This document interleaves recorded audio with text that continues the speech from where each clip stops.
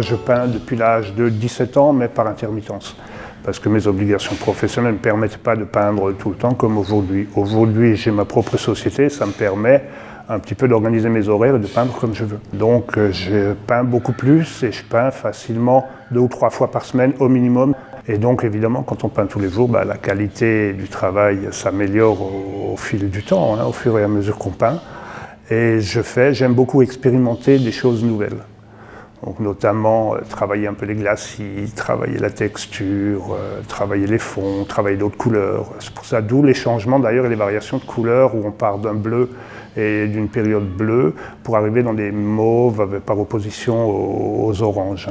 J'ai cherché à un moment donné à traduire autre chose que ce que je voyais.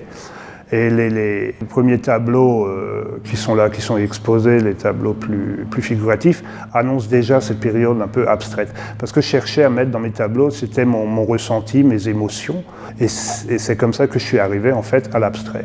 Et là, j'ai des périodes bleues, qui sont plus bleues, qui sont des périodes d'océan, de mer que j'apprécie beaucoup, des paysages que j'aime énormément. Donc j'essaie un peu de retraduire ce que je ressentais par rapport à ces événements. Et il y a également une série que j'appelais Désert. Parce que j'ai eu l'occasion de passer 8 jours dans le désert, dans le Grand Erg oriental, et c'est ça que j'ai ramené, en fait, c'est ces émotions-là que j'ai essayé de traduire.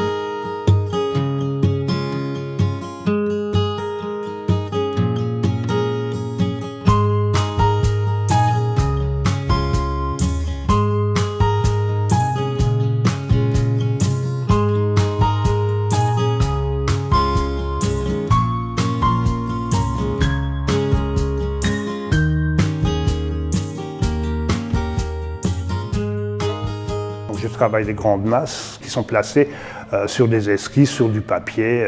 Je fais beaucoup d'esquisses avant de savoir ce que je veux faire. Après, je peins la toile. Je commence à peindre d'après une esquisse finale.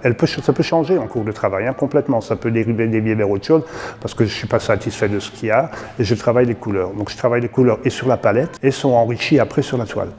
Donc il y a des couleurs qui sont sur la palette qu'on ne retrouve plus sur le tableau, parce qu'après je rajoute, j'éclaircis, j'assombris en fonction de ce que voit l'œil, de ce que voit mon œil en fait. Je travaille de toute façon par plusieurs couches. Je fais d'abord une couche très fluide, et puis ensuite j'enrichis cette couche avec de la matière beaucoup plus grasse. Et je peins ensuite, j'enrichis effectivement cette matière fluide. Il m'arrive aussi de laisser un tableau de côté pendant 3-4 mois, parce que je suis coincé dessus, j'arrive plus, ça me plaît pas, ça me convient pas, il est déjà surchargé de peinture, il n'y a plus rien à en retirer, je le mets de côté. Je le laisse pendant 3-4 mois, que ce soit bien sec, et l'idée vient après. Et d'un seul coup, je vois le tableau, je dis voilà, je sais ce qui ne va pas, je sais ce qu'il faut changer, je remets le tableau sur le chevalet, et là ça va très vite. Là en une demi-heure, 1 heure, c'est fini. C'est toujours bien de voir les erreurs qu'on a fait au début, comment on a évolué, c'est toujours intéressant de se retourner un peu en arrière pour voir ce qu'on a fait, où on en est, et puis tout le chemin qui reste encore à parcourir, parce que la peinture à l'huile c'est très riche, on peut trouver énormément de choses dedans, on peut évoluer en permanence, et c'est ce que j'essaie de faire, en changeant de technique, en continuant dans la même chose. Je ne suis jamais réellement 100% satisfait. Il y en a où je suis satisfait tout de suite, où je dis tiens c'est pas mal, et puis 8 jours après ils me plaisent plus, et puis il y en a qui me plaisent 8 ou 15 jours après en me disant tiens finalement c'est pas mal quand même, et que j'aime pas au début.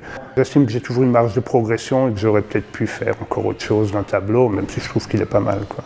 Mais ça c'est des expériences, et je continuerai d'expérimenter, et le matériau, je vais peut-être un jour travailler sur autre chose que sur les toiles.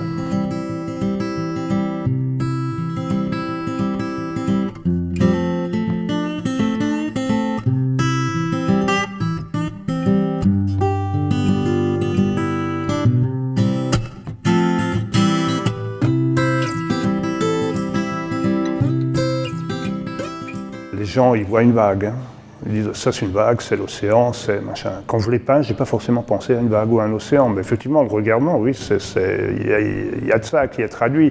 Celui qui est là derrière également, moi, je voulais peindre une montagne en fait, c'était les neiges du Kilimandjaro, enfin, à ma façon. Je m'exprime par ma peinture en fait. Et moi, ça me plaît énormément de peindre. Moi, je suis heureux quand je suis derrière mon chevalet et que je peins.